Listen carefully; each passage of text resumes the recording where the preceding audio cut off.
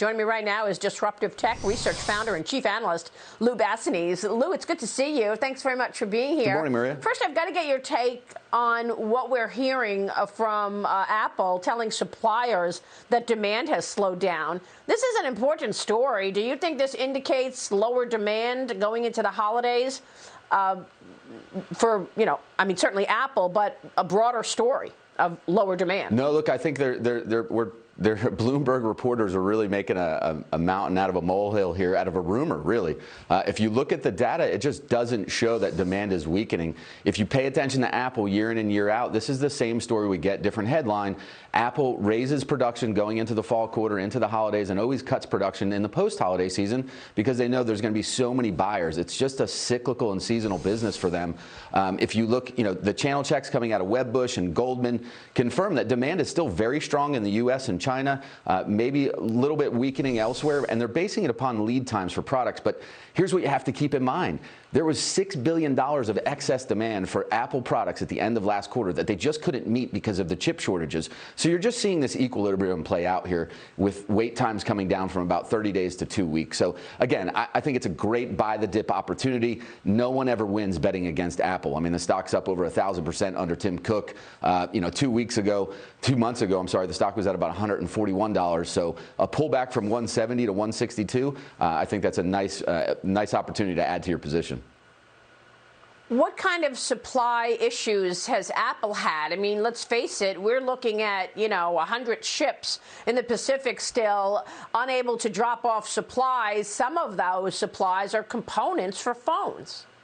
Is that an issue? Absolutely. And look, it's definitely an issue. It's a global issue, but you have to put it in perspective. If you're a chip supplier, a component manufacturer, who are you going to give priority to? It's always going to be Apple. They're your biggest customer. So whatever pain the other companies are feeling, it's going to be muted for Apple because they're first in line to get the supplies. But again, I mean, Tim Cook quantified it for us. It was $6 billion worth of lost product sales last quarter. But the key is it's never lost. History has shown demand just gets pushed out and these buyers come back for Apple if they can't get the supplies in time. So we've seen this. I mean, we're on what? iPhone 13. We've seen this every iPhone that comes out. There's so many of them, right? So we have a pretty strong historical precedent here of where does demand go? Does it go away if people can't get their phones right away? And that's just not the case. It doesn't evaporate. So, well, obviously you like Apple. You would continue to buy Apple. What other stocks do you like in terms of opportunity in tech? Yeah, right now I'm very hot on biotech. The biotech markets have gotten beaten up since February. So there's a lot of bargains out there in the smaller biotech space that are going to be acquired by large cap. My favorite play in the space is Q Biopharma, has a very targeted immunotherapy, which is one of the hottest spaces in cancer treatment, making some really good inroads in head and neck cancers, recurring metastatic head and neck cancer. The company's going to release new data in the next 2 to 3 weeks that I think will show that they're extending survivability and also just eradicating these tumors from people by using the body's own immune system. So really novel play there. And then we've spoken about it before. I love semiconductors. I mean, forget the Internet of Things. It's the Internet of chips. Chips are going in everything. And don't worry about the shortage. Long term, there's going to be more and more chips. There's over 1.4 trillion a year sold. We're going to go to 2 trillion. Yeah. A pick and shovel play here that I love is Atomera. They've invented a technology that can go into every type of chip that will improve performance. So it's a real under the radar, smaller cap play that you can play the $500 billion semiconductor market with.